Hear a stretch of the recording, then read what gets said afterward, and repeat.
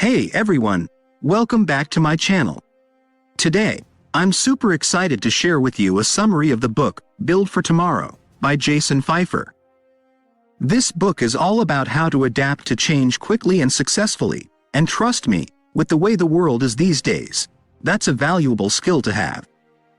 The COVID-19 pandemic was a big reminder of just how quickly things can change, but change is a constant in our lives, and it can be scary, but it doesn't have to be. In this video, we'll outline the 4 phases of change: panic, adaptation, new normal, and wouldn't go back, and show you the techniques necessary to navigate change like a pro.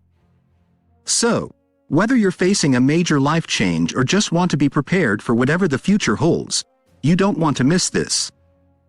Get your notepads ready and let's get started. Idea number 1. Are you ready for a little blast from the past? Let's talk about John Philip Sousa, the king of patriotic American marches. You know, the Stars and Stripes Forever, and Semper Fidelis. Yeah, he composed those. But did you know that when technology threatened to change the music industry, Sousa panicked just like so many of us do today? See, back in the day, music was only performed live, and then along came the phonograph and radio, and Sousa saw it as a threat. He was worried about losing everything he was used to: his money, his career, and his popularity. He fought the change and proclaimed how bad these new machines were, but it was all in vain. Sound familiar?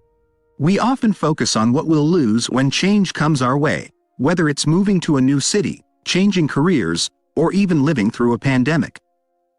We tend to extrapolate our loss and panic, thinking that losing one thing will lead to losing another, but it doesn't have to be that way. So, how can you avoid this panic? Well, stick around because in the next section, we'll look at exactly that. Get ready to take on change like a pro. Idea number 2. Are you feeling a little overwhelmed by change? Don't worry, you're not alone. We all get a little panicked when faced with something new and different. But guess what? We have the power to overcome that panic. Here's the trick. Instead of fixating on what you'll lose, focus on what you'll gain.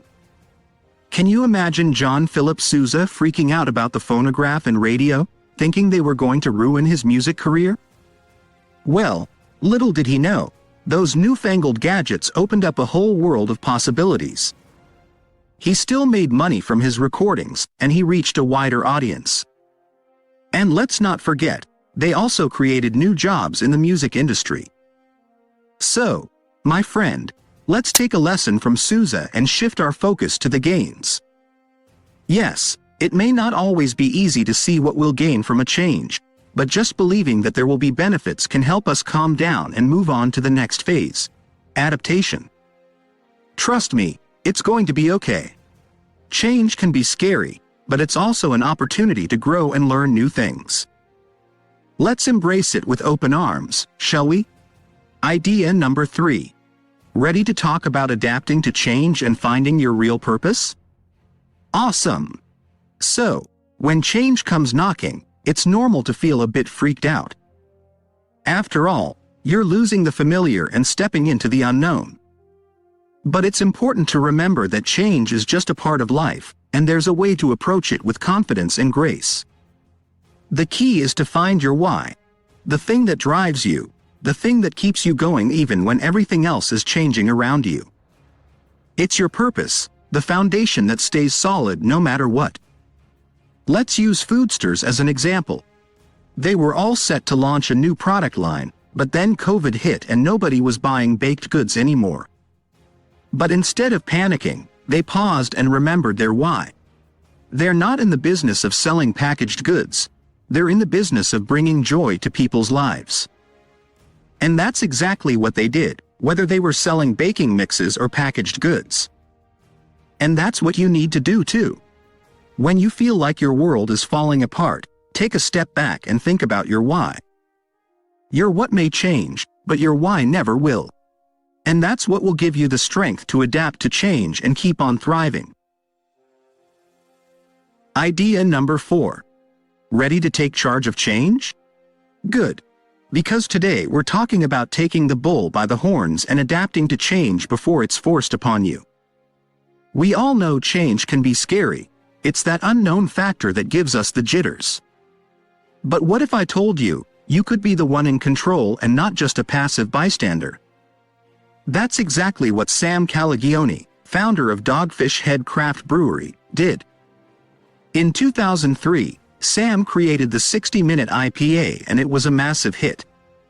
Fast forward a few years, and the 60-minute IPA was almost 80% of Dogfish's sales. But instead of just capitalizing on the success, Sam saw the bigger picture. He didn't want to be known just for IPAs and be labeled old when the public's taste changed. So, what did he do?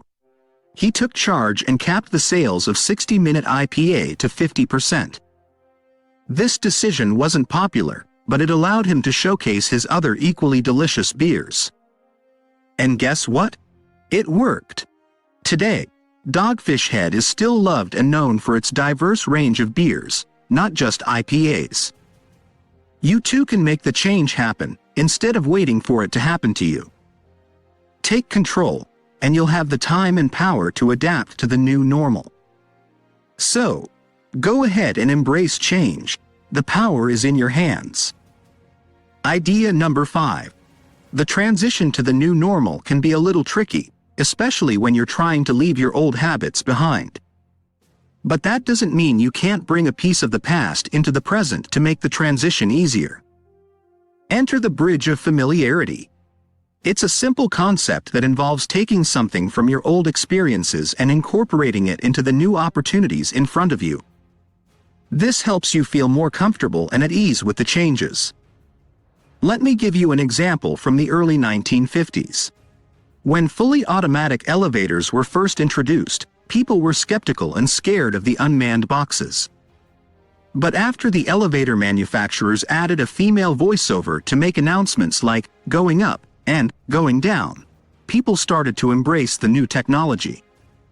The voiceovers made them feel like there was a human working behind the scenes, and that was the bridge of familiarity they needed. So, my friend, you can find your version of the bridge of familiarity. Maybe it's a routine that you keep doing, or a familiar object you bring along with you to your new surroundings. Whatever it is, just find that bridge that connects you to the past and present, and the transition to the new normal will feel like a breeze. Idea number 6. You're on the home stretch of this change journey and you're almost at that coveted, wouldn't go back, moment. But for some reason, something's still not quite right. It's like you're 99% there, but there's that pesky 1% keeping you from fully embracing your new normal. Sound familiar? Well, you're in luck because Jim McKelvey, the co-founder of Square, knows a thing or two about identifying that missing piece of the puzzle. When Square Reader was launched, it revolutionized the small business world, but competitors tried to copy its success and failed. Why? Because they thought the success lay solely in the tiny credit card reader, when really it was addressing other problems in the industry too. So, take a step back and think about what you've gained in this new normal, but also what could be missing. That 1% can make all the difference and take you from new normal to wouldn't go back. For example, maybe you're in a new and scary position, but the real opportunity is the chance to learn new skills. Once you identify what's missing, you can focus on filling that gap and finally reach your wouldn't go back moment. Summary. The good news is, you don't have to be scared or resist change anymore. Now that you've got the 4 phases of change down pat, you can breeze through each change with bravery and confidence. No more wasting time in panic mode. You can go straight to your wouldn't go back moment and grab all the amazing opportunities that come your way.